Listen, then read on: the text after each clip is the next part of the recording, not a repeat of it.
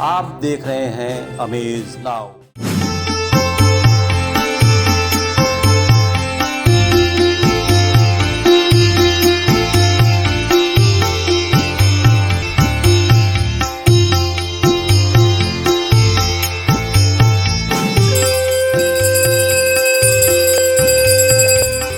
नमस्कार, मैं मेनका।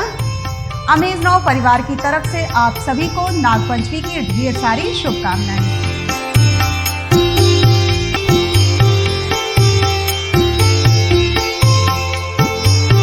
दोस्तों, सावन मुख्य रूप से भगवान शंकर की पूजा के लिए बहुत खास माना जाता है, लेकिन इस माह में सिर्फ भोलेनाथ की नहीं बल्कि उनके कंठ में निवास करने वाले नाग देवता की पूजा का भी विधान है, जिसे नागपंचमी के रूप में पूरा देश मनाता है।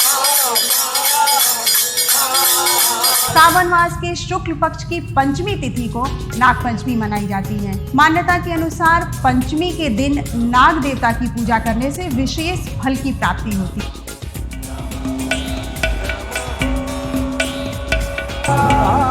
और साथ में ये भी कहा जाता है कि नागपंचमी के दिन सर्पों को स्नान कराने से, उनकी पूजा करने से अक्षय पुण्य प्राप्त होता है।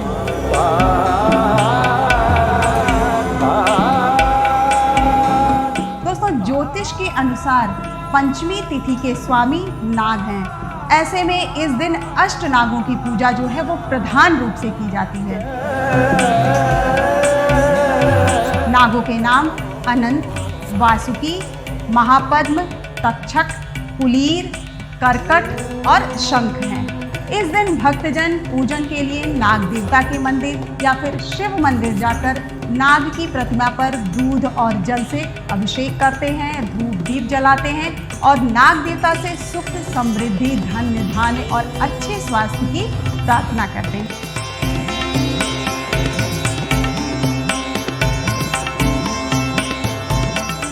दर्शकों, नाग की पूजा की प्रथा हमारे देश में बहुत प्राचीन काल से चली आ रही है। पंचमी के दिन इनकी पूजा होती है और इस दिन इनका दर्शन भी बहुत शुभ माना जाता है।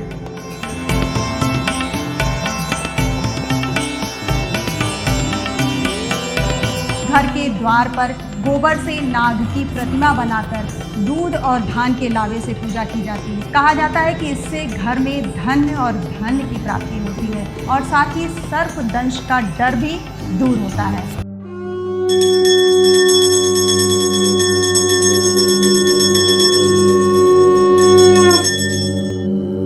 भारत एक कृषि प्रधान देश है। हमारे व्यवस्थाकारों ने इसकी इकोलॉजी को समझा और उसके हिसाब से परंपराओं की रचना की।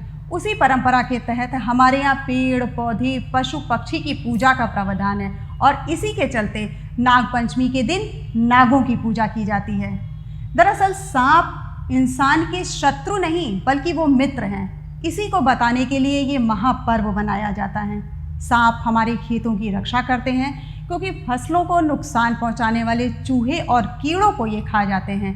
इसीलिए इन्हें क्षेत्रपाल भी कहा जाता है और इसीलिए ये पूजे जाते हैं। यही नहीं, सर्पों को तीनों लोकों के स्वामी भगवान शिव के आभूषण के रूप में लोग देखते हैं, इसलिए भी इनकी पूजा की जाती है। और जब देव और दानवों के बीच समुद्र मंथन हुआ था तब यह शेषनाग के द्वारा ही संभव हो पाया था और इस मंथन से अमृत निकला था। इसलिए भी लोग नाग की पूजा करते हैं। इसके साथ ही साथ भगवान विष्णु शेष शैया पर विश्राम करते हैं। यह भी एक बड़ा कारण है नागों को पूजने का। दर्शकों, वर्षा के दिनों में जब सारे जीव जंतु अपने बिल से बाहर निकलकर किसी सुरक्षित स्थान की तलाश में भटकते हैं, ऐसे में ये जहरीले जीव घर में प्रवेश कर हमें बड़ा नुकसान पहुंचा सकते हैं। पूजा के जरिए इनसे प्रार्थना की जाती है कि यह किसी को नुकसान न पहुंचाएं। और अब हम बात करते हैं कि नागपंचमी के दिन हमें क्या नहीं करना चाहिए।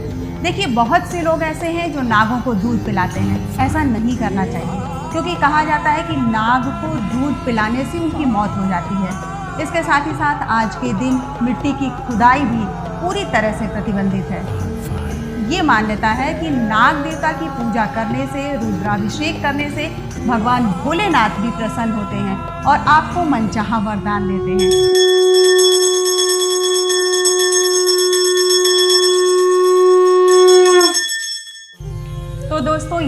हमारा नागपंचमी पर स्पेशल कार्यक्रम, और इसमें हमने जाना कि हमें नागों की पूजा क्यों करनी चाहिए और किस तरह से करनी चाहिए। तो आप भी नाग देवता की पूजा करिए और अपने घर के लिए सुख, समृद्धि और धन धान्य का वरदान प्राप्त करिए। आपको हमारा आज का कार्यक्रम कैसा लगा? अपनी प्रतिक्रिया हमें YouTube चैनल, वेब पोर्टल और ट्विटर पर ज़रूर लिखकर भेजिएगा। अगले अंक में आपसे फिर होगी मुलाकात। तब तक के लिए नमस्कार।